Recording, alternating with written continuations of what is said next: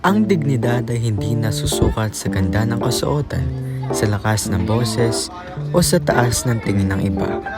Ang dignidad ay ang tahimik na sigaw ng pagkatao na nagsasabing lahat tayo ay pantay, lahat tayo ay may halaga, at sa bawat takbang, sa bawat salita, at sa bawat pagpili natin, nasa atin ang kapangyarihang ingatan at ipaglaban ito.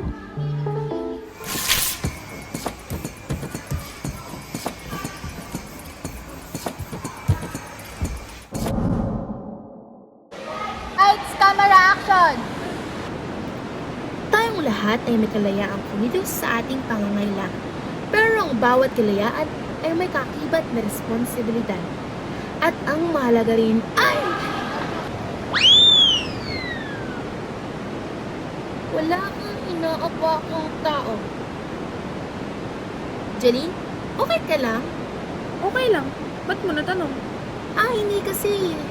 Napakan mo na ako eh. At the same time, rolling ang camera. Bakit? Masakit ba? Sapatos lang naman yan ah. Hindi yan sa sapatos, kundi sa respeto.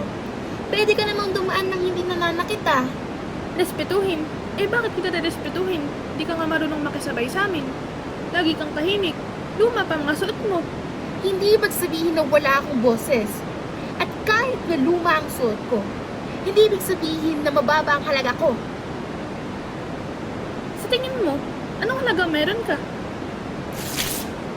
Ano nga ba ang halaga ng dignidad?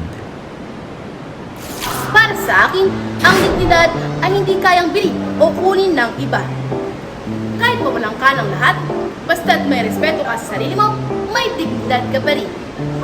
Ito ang kayamanang hindi kayang maubos o maglaho. Sa gitna ng kahirapan, ito lang ang tanging bagay na may nagkumplang kahawakan. Dahil kapag nawala ito, wala nang matitirang matibay na pagkakakilanlan. Akala ko noon, pera at gamit ang sukat na ng halaga ng tao.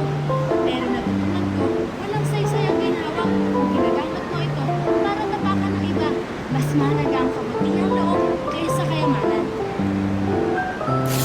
Dignidad ang pundasyon ng pagiging tao. Kapag ito'y nawala, parang na rin ginagawa ng mismo pagkatao. Pinaproteksyonan nito ang karapatan ng pangalaman natin. Ang dignidad ay parang salamin. Kapag ito'y nasira na, mahirap na itong buuin. Kaya, bago ka gumawa ng mga bagay-bagay, isipin mo muna kung ito'y makasira sa iyong dagat. Sa tangan. Sa dignidad, matututo tayong mapatawad pero hindi matapang. Alam natin ang ating hangganan. Magunod lang ito ngayon para sa ating mga May dignidad ang bawat isa. Ano man ang itsura, antas sa buhay o paniniwala. Pantay-pantay tayong may karapatang itaas ng loob at ipaglaban ng tao. Kapag iginagalang natin ang dignidad ng iba, mas nagiging makatao ang ating mundo dahil dito nagsisimula ang tunay na pagkakaisa. Ang dignidad ay hindi lang para sa sarili, kundi para rin sa kapwa. Kapag iginagalang natin ang dignidad ng iba, mas nagiging makatao ang ating mundo. Ang dignidad ay hindi lang para sa sarili, kundi para rin sa mga taong umasa sa'yo. Kapag ito'y sinira, hindi lang ikaw ang nasasaktan, kundi pati sila. Para sa iyo, ano nga ba ang halaga ng dignidad? Okay, halaga ng dignidad. Ang dignidad kasi is yung karapatan mo na mabigyan ng respeto ng kapwa-tao mo. Ang tinutukoy nito is yung reputasyon mo. Mahalaga yan kasi parang tiwala yan. Pag yan ay nawala, wala na magtitiwala sa'yo. Or halimbawa, meron kang ginawa na makasira sa character o image mo, kahit saan ka man makapunta, naroon na yung bahid ng pagkasira ng reputasyon mo. Kaya mahalagang alagaan yung dignidad para maganda yung reputasyon mo at saan ka man makapunta, ikaw ay lagi pagkakatiwalaan. Sa huli, hindi ang ingay ng ating tinig o ang kinang ng ating mga suot ang magtatakda ng ating halaga. Ang tunay na dignidad ay makikita sa paraan ng ating paggalang sa ating sarili at sa ating kapwa.